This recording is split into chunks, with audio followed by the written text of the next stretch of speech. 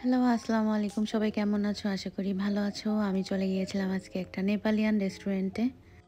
সেখানে যেয়ে নেপালিদের ফুচকা আর নেপালিদের স্যুপ খেলাম। রেস্টুরেন্টটার নাম হলো এভারেস্ট রেস্টুরেন্ট।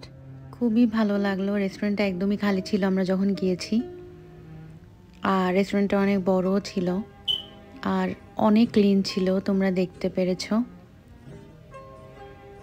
আর এখন আমরা স্যুপ খাবো আর একটু পরেই চলে আসবে ফুচকা। তোমরা দেখতে পারবে নেপালিদের ফুচকা কেমন হয়। এই যে চলে এসেছে ফুচকা, একটু ডাল, উপরে চানাচুর আর জাস্ট টক, বেশি একটা মজা না আমাদের মতো। ওর পরে আমরা চলে গিয়েছিলাম একটা ছোট্ট একটা পার্টিতে। তারপর ওইখানে কিছু খাওয়া দাওয়া করলাম, পিৎজা খেলাম, মিষ্টি খেলাম। তারপরে এই তো বাসায় চলে আসলাম খাবার নিয়ে।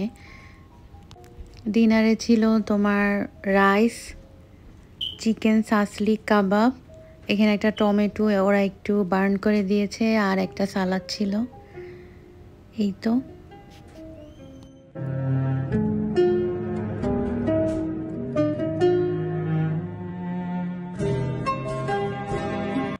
তারপর এটা পরের দিন সকালবেলা উঠে দেখি জানলা দিয়ে একটা খুবই সুন্দর পাখি, কিন্তু আমি জানি না কেন কালারটা এমন।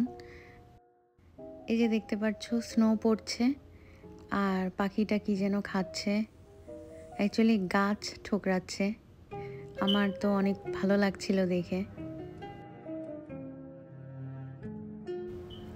তাই ভাবলাম একটু রেকর্ড করি, তোমাদের সাথেও শেয়ার করি।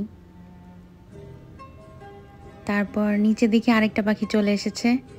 ও হয়তো কিছু খাবার খাচ্ছিল, ঠিক বুঝতে পারলাম না কি করছে। তারপর আমি একটু শিখছিলাম, তাই আমার হাজব্যান্ড ঘরটা ভ্যাকিউম করছে। একটু পরে আমি রান্না করতে যাব। অসুস্থ থাকলে খুবই খারাপ লাগে, খুবই অসহায় লাগে।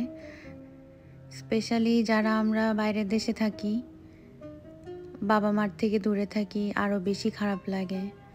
সাথে কেউ থাকেও না, খুবই খারাপ লাগে।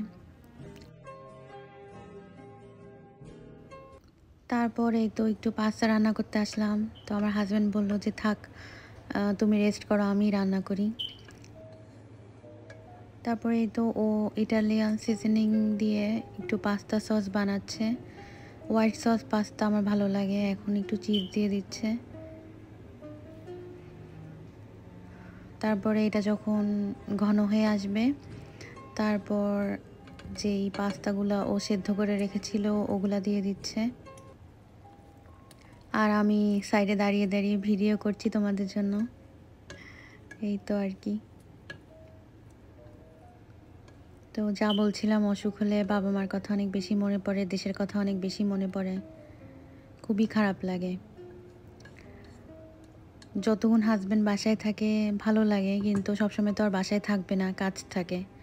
তো যখন বাইরে চলে যায় আবার আমার মন খারাপ হয়ে যায় আর খুবই একা লাগে তখন। তো এই তো কথা বলতে বলতে পাস্তা রান্নাও শেষ হয়ে গেছে।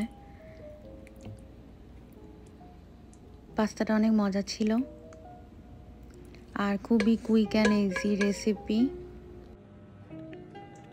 আমার ব্লগটি দেখার জন্য তোমাদেরকে অসংখ্য ধন্যবাদ। যারা এখনও আমার চ্যানেলটি সাবস্ক্রাইব করোনি, প্লিজ একটু সাবস্ক্রাইব করে দিও। আর যারা অলরেডি সাবস্ক্রাইব করেছো তাদেরকে অনেক থ্যাংক ইউ। দেখা হবে নেক্সট কোনো ব্লগে। আল্লাহ হাফেজ।